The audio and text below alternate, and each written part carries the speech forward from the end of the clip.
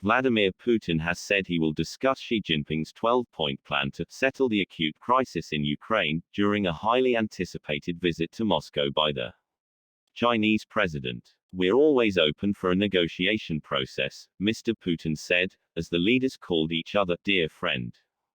China released a plan to end the war last month. It includes ceasing hostilities and resuming peace talks. But on Friday, the U.S. warned the peace plan could be a stalling tactic. U.S. Secretary of State Antony Blinken said, "The world should not be fooled by any tactical move by Russia, supported by China or any other country, to freeze the war on its own terms." He added, calling for a ceasefire that does not include the removal of Russian forces from Ukrainian territory would effectively be supporting the ratification of Russian conquest. What support is China giving Russia?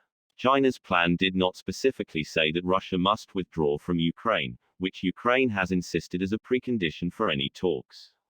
Instead, it talked of respecting the sovereignty of all countries, adding that all parties must stay rational and exercise restraint, and gradually de-escalate the situation.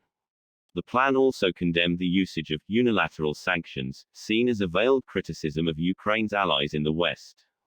On Monday, a military band gave Mr. Xi Jinping a warm welcome to Moscow. Mr. Putin hailed China for observing the principles of justice, and pushing for undivided security for every country. In return, Mr. Xi told Mr. Putin, "Under your strong leadership, Russia has made great strides in its prosperous development. I am confident that the Russian people will continue to give you their firm support." Before Mr. Xi's arrival, Mr. Putin wrote in China's People's Daily newspaper that the two nations would not be weakened by aggressive U.S. policy. Publicly, Ukrainian leaders have been emphasizing the common ground they have with China, respecting sovereignty and territorial integrity. But privately, they have been lobbying for a meeting or telephone call between President Volodymyr Zelensky and Mr. Xi. The fear in Kyiv is that China's support for Russia, currently based around technology and trade, might become military, potentially including artillery shells. If China does move to openly supply weapons to Russia, it will in effect be taking part in the conflict on the side of the aggressor, said Oleksiy Danilov, the Secretary of Ukraine's National Security and Defense Council.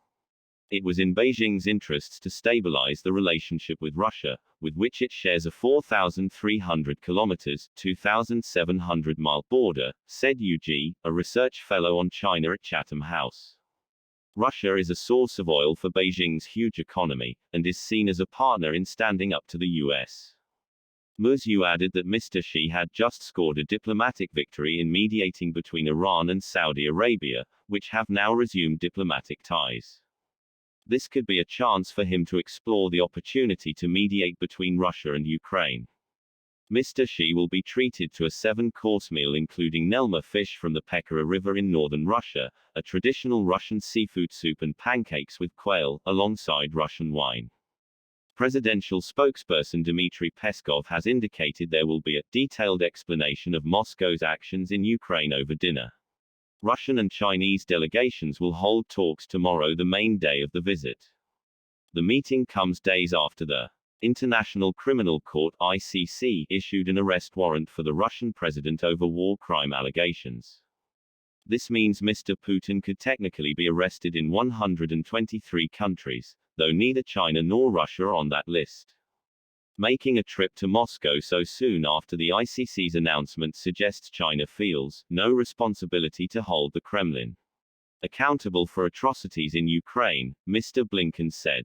Western leaders have been attempting since last February to isolate Russia, following its full-scale invasion of Ukraine.